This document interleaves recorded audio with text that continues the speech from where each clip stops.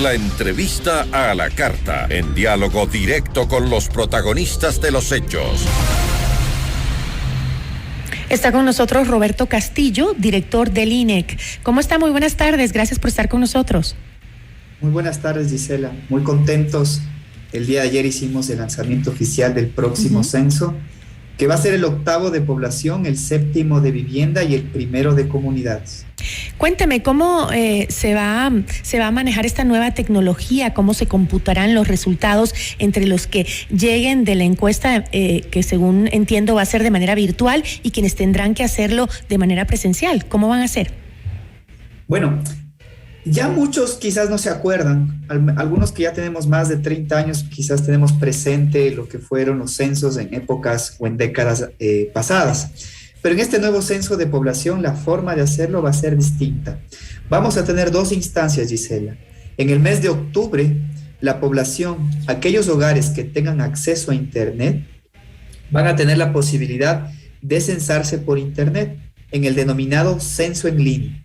De manera muy sencilla, ustedes van a tener las preguntas, van a tener videos tutoriales, todos aquellos elementos que ustedes van a requerir para poder hacer este censo. Y luego, aquellas personas que, si es que no tienen acceso a Internet o no alcanzaron a censarse por Internet, pierdan cuidado.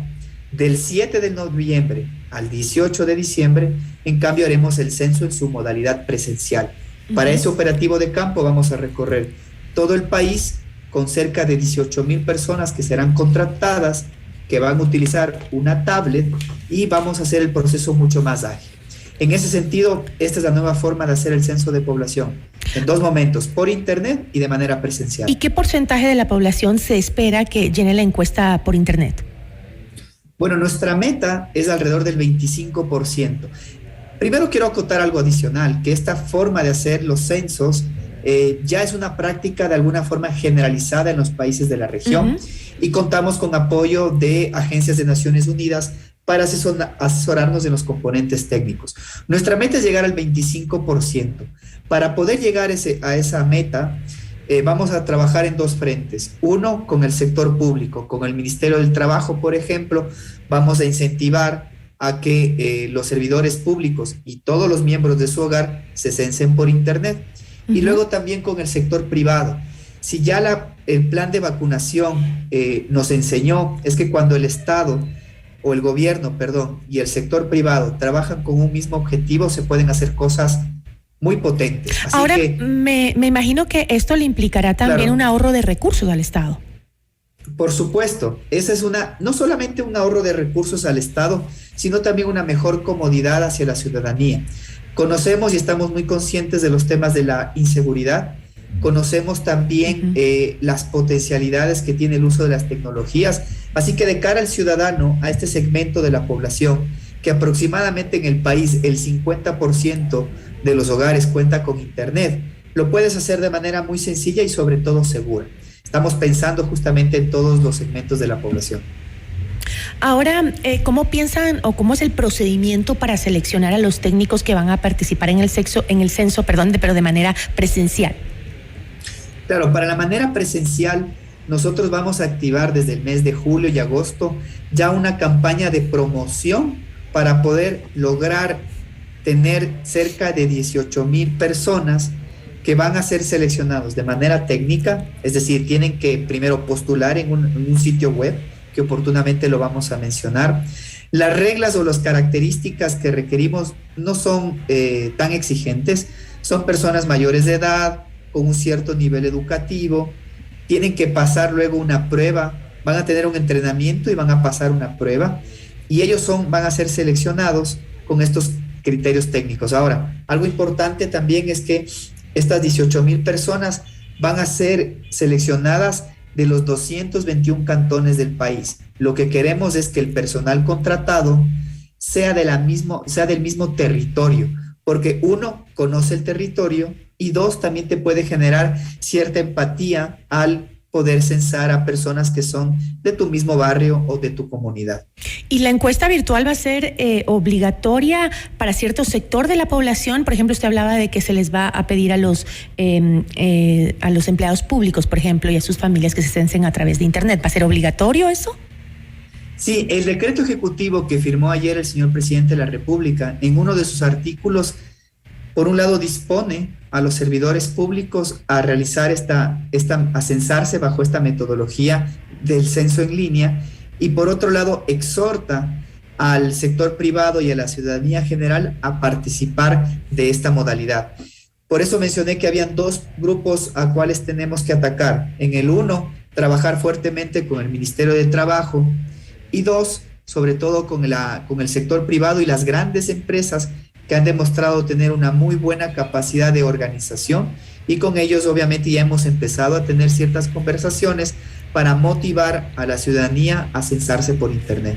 Ahora, el presidente le escuchaba hablar del tema y decía que el censo es un instrumento que permite conocer con más precisión los datos del país. Aseguró que este censo será la primera vez que se visualice de manera integral los pueblos y nacionalidades con un eje intercultural. También habían anunciado el INEC que ha previsto la construcción de un nuevo cuestionario para este censo. ¿Cuáles son los principales cambios en las preguntas que va a tener el censo?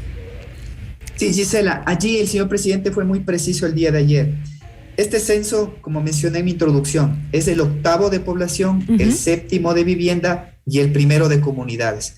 Cuando hablamos de comunidades de los pueblos indígenas, afroecuatorianos y montubios, las comunidades Piam. Esta boleta censal o este cuestionario va a estar solamente dirigido para aquellas comunidades pertenecientes a estos colectivos. ¿Cómo lo vamos a realizar?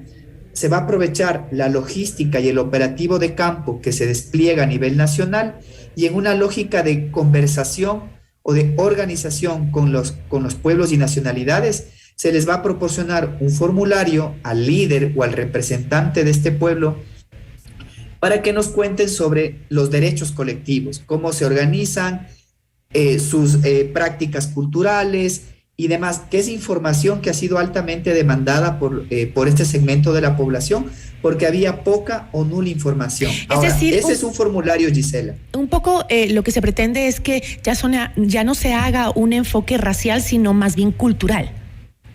En este cuestionario sí, que está dirigido donde la unidad de observación son las comunidades, pero en el otro cuestionario del censo de población, hay vamos a mantener obviamente las preguntas de autoidentificación étnica, donde cada ciudadano, de acuerdo a sus costumbres y a sus creencias y a su cultura, nos dirá si se autoidentifica como afro, como mestizo, como blanco.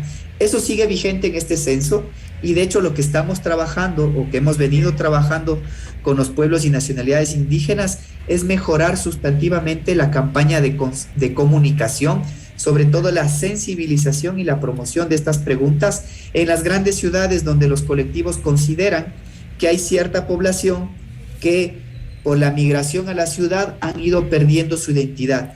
Pero insisto, esto será parte de cada ciudadano y de autoidentificarse. Y me imagino que entonces esto va a implicar que van a tener que preparar tanto a la población como a los técnicos. Correcto. Para poder responder esas preguntas. Correcto, Gisela. Y en las próximas semanas, en esta primera etapa del censo de población, queremos comunicar, insisto, lo siguiente: la nueva forma de hacer el censo. Una, por internet, y dos, de manera presencial durante 6 semanas, del 7 de noviembre al 18 de diciembre. En un segundo momento, motivaremos y abriremos espacios para hablar sobre las preguntas que nos van a realizar. Son cerca de 70 preguntas, 17 están pensadas en conocer las características de la vivienda en las que ustedes viven. 2 son 15 preguntas pensadas o diseñadas para conocer las características o prácticas de los hogares, como por ejemplo si es que realizamos o no prácticas de desechos de residuos sólidos. Y en un tercer bloque son las preguntas dirigidas a cada persona. En esas preguntas dirigidas a cada persona, el tema de la autoidentificación étnica, conocer si es que la población, el número de personas que están, por ejemplo, venezolanos en el país, también conocer si las personas tienen algún grado de discapacidad. Son temas que los vamos a ir abordando poco a poco y queremos que sean conversados. Interesante. Con usuarios especializados. Ya conoceremos entonces los detalles a fondo de cada una de esas preguntas para incluso saber cómo podemos contestar, cuál es la mejor manera de aportar en estos datos para que tengamos un real censo de cómo viven las familias ecuatorianas y cómo somos los ecuatorianos. Le agradezco muchísimo. Pase bien, Gisela, y un llamado, hay que sumarnos al censo de población, es uno de los ejercicios democráticos más importantes que tiene el país. Se lo va a realizar después de 12 años y el país le urge tener información actualizada para cambiar la vida y que las autoridades tomen decisiones para cambiar la vida de millones de ecuatorianos. Para mejor entonces. Muchísimas gracias, Roberto. Una buena tarde. Hasta luego, Roberto Gisela. Castillo, director del INEC.